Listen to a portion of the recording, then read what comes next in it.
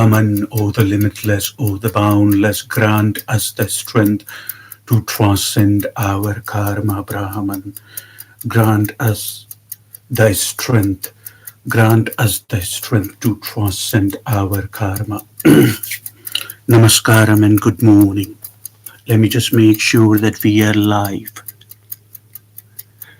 Okay, it looks like we are. Today I wanted to give you three basic principles and three basic rules which seems significant to make our meditation more soundful and more effective.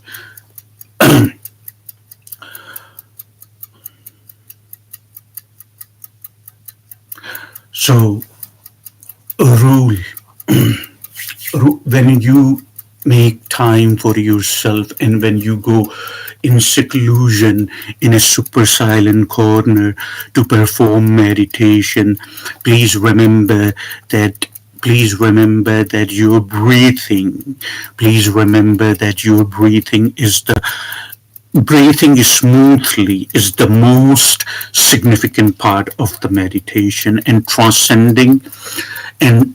transcending duality is priceless. Please understand that transcending duality is priceless. The peace we gain after transcending duality is priceless, and the goal of the meditation performing regularly on the regular basis is to transcend duality, is to transcend karma, and the peace we gain by transcending duality, believe me, I can assure you, is priceless.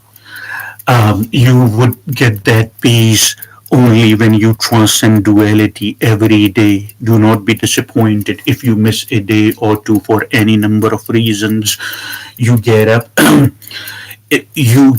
basically and you carry on where you left off. Of course, mind is going to tell you otherwise, that you have to now start from zero, but you don't have to start from zero. The progress you have made in the past, basically, it remains intact on your karma. Remember, I was telling you yesterday only in the retreat that when we have lived our entire life in a pattern, that pattern imprints on our karma. Such as if we have formed attachments, just when the hour arrives, basically, just by chanting, when the hour arrives of transition, yesterday I mentioned, just by chanting or just keep saying and keep thinking that I am not freaking out, it's not gonna work, basically. The only thing which works in that hour, the only thing which works in that minute, in that moment, is that how we have conducted the process of our life on the regular basis. You see, it cannot be changed. It cannot be changed in the last minute. It cannot be changed in the last moment. And it is very significant. You see, it is very significant because that is the moment where we don't want to freak out, if you understand. There is the moment right there where we don't want to freak out, where we want to stay calm. So the transition is as peaceful as humanly possible. Transition, somebody can ask why transition is so significant thing to discuss. You see, people are scared of bodily demise or transition because they have attachments. So transition is most important thing because you carry on after transition. You see, you do not dissipate in the air or in the space. You you carry on, you see. And when you carry, we are going to bank and invest our time and energy on something which carries on, you see. And without understanding what transition is, you see, we cannot live fully. And we can only live fully when we have no fear in us of any type, of any sort. We can only live fully then and then. Otherwise, we cannot live fully. Otherwise, we will always be scared. So, in order to live fully, in order to live without fear, we must understand what transition is. You see, I was remember in one of my remember in one of my retreats I mentioned to you that one of my retreats, it's been a while since I mentioned that. I mentioned that to you in one of my retreats that I volunteered myself for an organization which conducts the research on near-death experiences, if you understand. And I spoke with numerous people, either in person or over the phone. One of the lady I had a conversation with, basically, one of the lady that I had conversation with, and she mentioned, this is important as far as I know, and you would know why. So one of the lady I had the conversation with, she mentioned when the time arrived for me, she had the near-death experience. She had brushed with death for almost a minute and a half. There was no pulse. Was there was no pulse. There was no brain activity, there was no breathing, and there was no heartbeat. None of those things were present for a minute and a half. So this lady, basically, she had the brush with death, and she told me when that time, the moment, the moment arrived for me, I saw in the room that my deceased mother, the mother who had passed on, the mother who had passed on, my deceased mother, I witnessed her, you see, but the way she looked was phenomenal, because when she passed on, when she was older, you see, so she died of natural causes. But when she witnessed, this lady told me, when she witnessed her deceased mother, when she witnessed her deceased mother looked at least 30 to 40 years younger, you see, and she came to receive this person, this particular lady that I am telling you about. And then she said, "Oh, mother, you see, I miss you." So the mother answered, and the mother, so the mother answered, and the mother replied, "You can call me that if you want." You see, mother said, "You can call me that if you want, but please remember, my loved ones, my seers, my viewers, remember one thing which is very significant.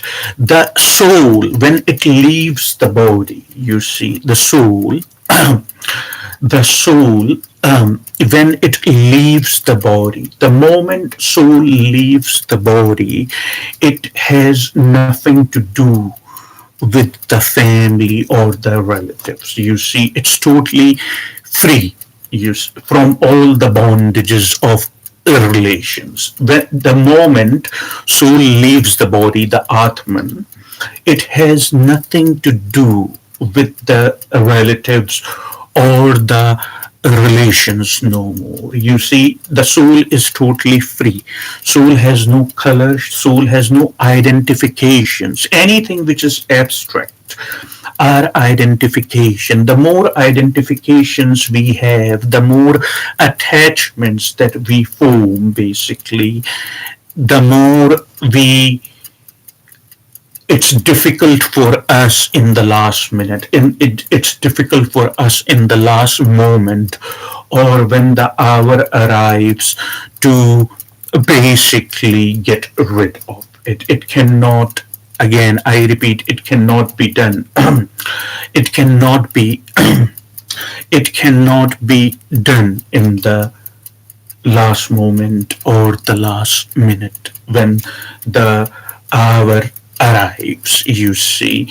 So we have to practice. It's easier for us.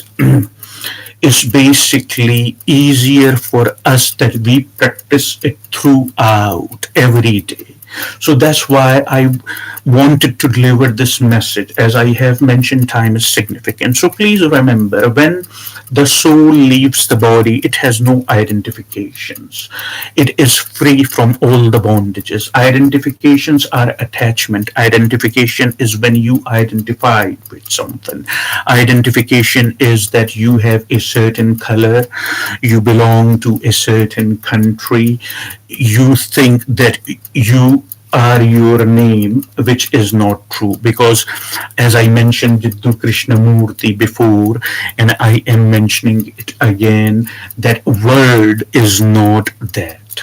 Remember that, please. Okay, word is not that. The real phenomena which is happening is word cannot explain that. So these are all the identifications. We understand the more we are identified, the more we have the attachments, the more difficult it is for the transition, because identifications means attachment, that I belong to a certain country, I belong to a certain society, this is my color of skin, I am my name. I am my name, and I am a male, or I am a female, I am a daughter, I I am a daughter, I am a son, I am a father, and I am the mother, or I am the grandfather, or I am the grandmother, and all these things. As I have mentioned numerous times in my retreats, please understand this is important. That if we, when we are among the people, when we have to function in the society, we can put the mask on, you see. When we, the relatives, the relations which is being given to us in this lifetime, we can nurture that. You see, that's the right word I'm looking for. We can basically nurture that, those relations. We can nurture relatives. We can nurture life, because life needs to be nurtured. Please understand that we can nurture it. There is nothing wrong with that.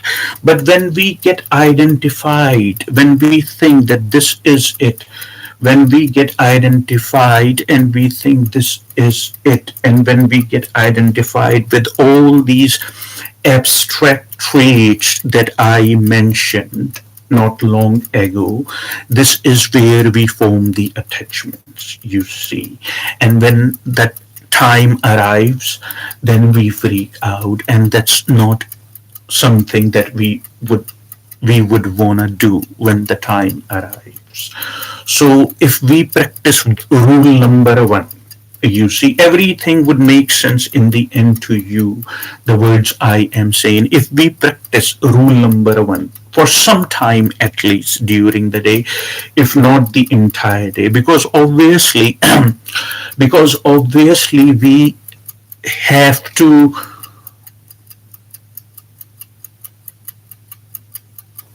was that, yeah, because obviously we have to function in the society, you see. So as I said, when we are functioning in the society, we can put the mask on, as I mentioned to you. When we are functioning in the, when we are functioning in the society, we can put the mask on in order for us to function in the society. Also, there is nothing wrong. Also, there is nothing wrong to nurture the relations, to nurture everything. But when we get identified with something, that's where the attachment is, and that's where the problem starts. So please keep this in mind, that at least for some time during the day, we can lose, when we go in a super silent corner, we can, at least for some time during the day, we can lose the rubber band around the mask. You see, my rubber band, because of the dedication and the practice, my rubber band has got, it's loose now, you see. And we can, at least some time, for some time during the day, we can take the mask off while we are by ourselves and we are sitting in a super silent corner and we are trying to perform meditation. So we can take the mask off. So we can take the mask off, you see. And how can we lose our rubber band around the mask? That's the question, isn't it? That how can we lose our rubber band around the mask? The only way we can lose our rubber band around the mask is when, at least for some time, we make time in a super silent corner in seclusion while we are performing meditation, and we are not identifying in this moment in time with anything. If you understand, we are not a male, we are not a female, we are not a father, the mother, the sister. We are not the brother or the siblings or any type of, you know, job designation, any type of identification, any type, or the image we uphold or we try to uphold in the society, or the image we try to uphold in the society. When we get identified with these things, all our energy, all the consciousness, all the awareness goes into to protect and support that image. So at least for some time, regularly, when we meditate, the first thing we need to remember is, in this moment in time, you see, you can start the timer for however long for however long you are going to perform the meditation, just like this. You see, you hear that? You can start the timer. For however long you are going to perform the meditation, you can start this timer. And then all you need to be focused on is basically that we, in at least for some time during the day, and during the meditation, we are not going to be identified with the relations or with the image in the society that we uphold, or with the job designation that we hold. When we are among other humans and we are functioning in the society, it is okay. When we are with other humans and we are functioning in the society, it is okay. But when we are by ourselves, when we are in a super silent corner, when we are in a seclusion, there is no need for you to uphold the identifications. Now you pull the rubber band around your head and you take the mask off and you leave it at the corner. That's number one. Rule number two is, your mind obviously is going to go haywire, is going to hook your attention towards the attachments again, but the thought would arise, thought would subside. You would not go with the thought. You would pay attention to your breathing, and your breathing solely, which is the most important thing. Nothing else, you would tell yourself, nothing else worth it. Only life worth it. The life which is going into my body and the life which is coming out of my body. You see, you would tell yourself nothing worth it, only life worth it. The life which is coming going in my body and the life which is coming out of my body, that is the only thing that is worth it. You see, you wouldn't go with the thought. So the rule number 2 is,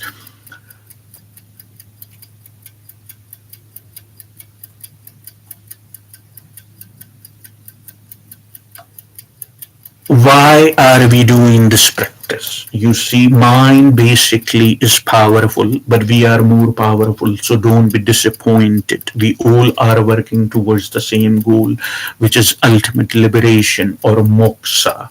Mind is the barrier because it creates abstract reality which hooks our attention, sadly and unfortunately easily. But we are not going to surrender to the mind. We are not going to surrender to the unnecessary thoughts. Please understand that. Yes, there would be up and down. Sometimes you would be feeling very jubilant and free, and sometime you would be feeling very jubilant and free, and sometime you would be feeling down. But don't be disappointed. There is always hope.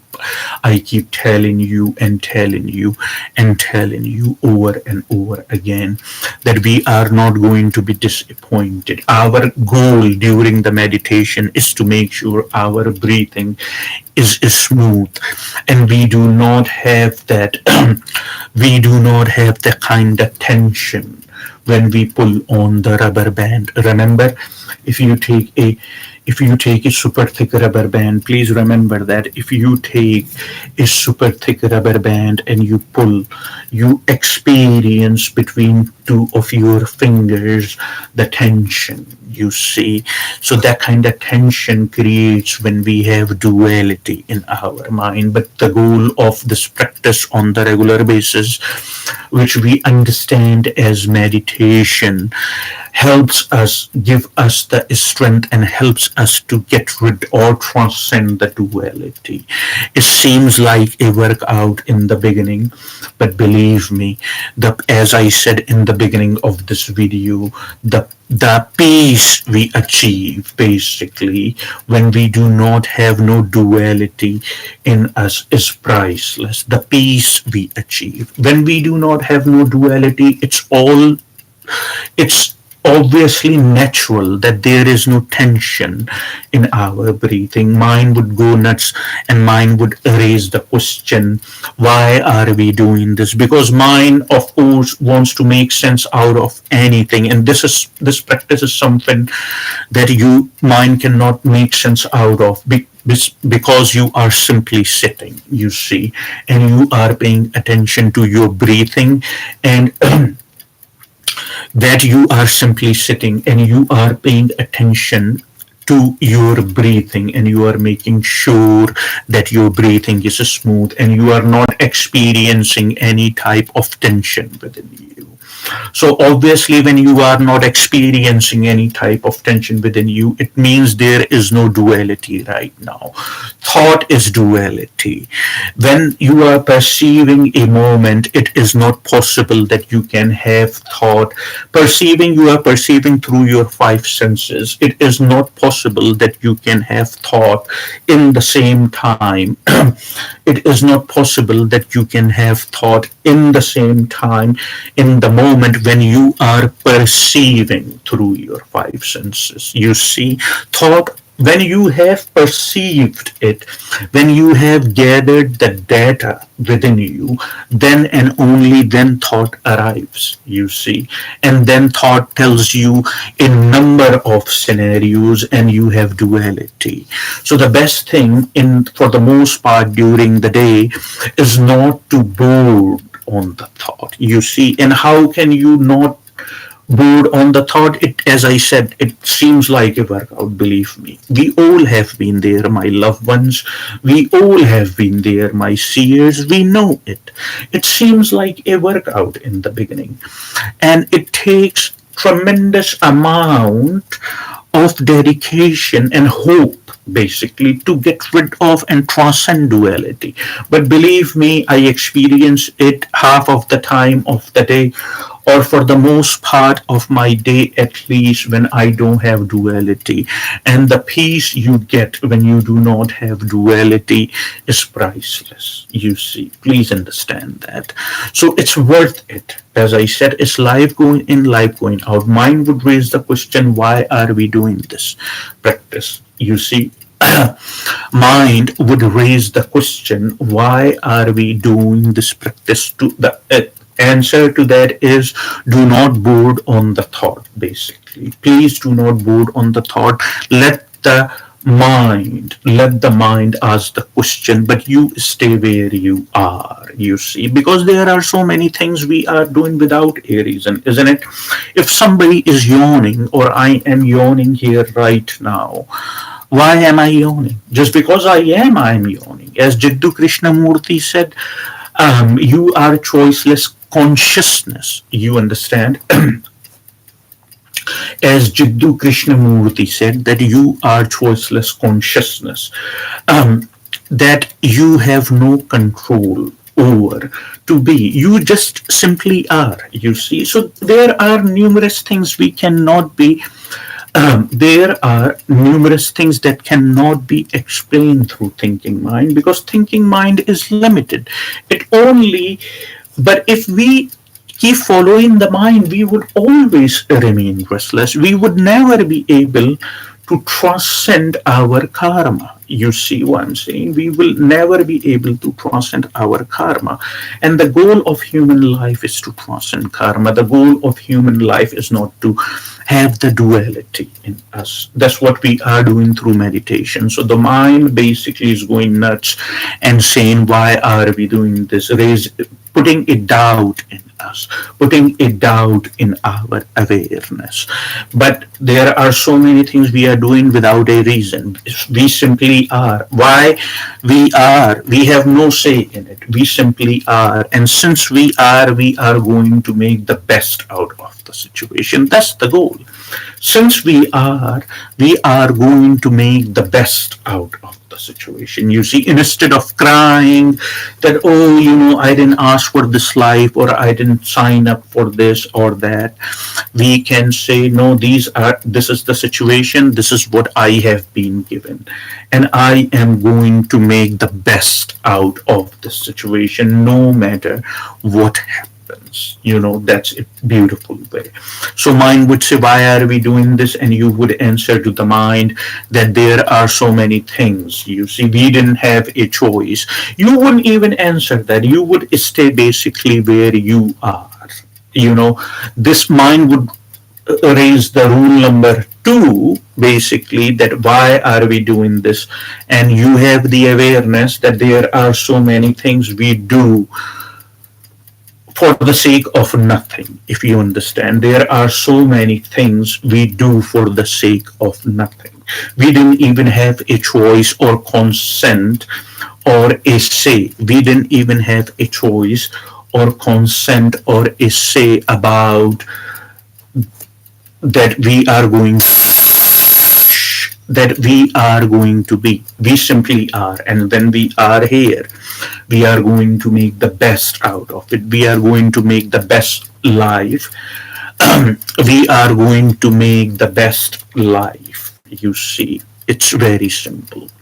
And number 3, mind would say, what do I need in this moment? Because when we sit in the state of meditation, we realize there is something in our body which tells us to always be in action. So number 3, you wouldn't board on that thought either. You see, we don't need anything, at least for some time during the day. We don't need anything, not even not even the water. If you are before meditation, I would recommend go ahead and drink some water. You can keep the water with you so you can pay and gratitude and thanks to the water. You see, but this was just a metaphor, basically, to make you understand. And so mind would say number 3 that do you need something? It would raise a doubt, a question, a thought in us, and we would not go with the thought. In this practice, at least for some time during the day while we are performing the meditation, we are saying we don't need anything, at least for some time, because I understand there is something. I have observed that through my experience and observation. I know that that there is something in us that actually compels us to keep our body in movement. But during the meditation, we are going to transcend that motivation. You see, during the meditation, we are going to transcend that motivation in our body. That way, the attachment factor to the body. You see, this is all we are doing to let the fear go, basically. And if you follow these three rules while the mind raises the question, if you follow these three rules while mind raises the question, and you stay where you are, you do not go with these three questions, you literally would gain a lot of strength to transcend fear. You see, but just make it a regular practice, my loved ones, and these perform meditation by keeping the awareness. Perform meditation by keeping the awareness of these three factors in your mind, because through my observation and through my experience, I have noticed these are the main um, setups by the mind. So we need to remember these three things. These mind would set that up and would bring it, and then you would stay where you are. You wouldn't give in to it. It is very, it is very possible. It's not impossible, And with that, just keep meditating every day. You see, this is the most important thing. Just keep meditating every day on the regular basis, at least for some time, at least for some time. Lose your rubber band around your head. Lose your rubber band around your head. Lose your rubber band and take your mask off, at least for some time, and put the mask aside with the rubber band. And during the meditation, have the awareness there are no identifications, at least for sometimes. Identifications are only when we are functioning in the society like markers, and after, when we are alone and we are trying to perform the meditation in a super silent secluded corner, we put the mask aside, you see, and we try to lose our rubber band every day, little by little, you see, for the strength and transcending fear. This way, everything becomes very easy, and we can even transcend duality this way. And we transcend duality this way, then the peace which is worth it after we have transcended the duality, the peace which comes is worth it, you see. So in the beginning, mind is compelling. It may seem like a workout, but little by little, every day, it gets easier. Let's perform some meditation for some time, please.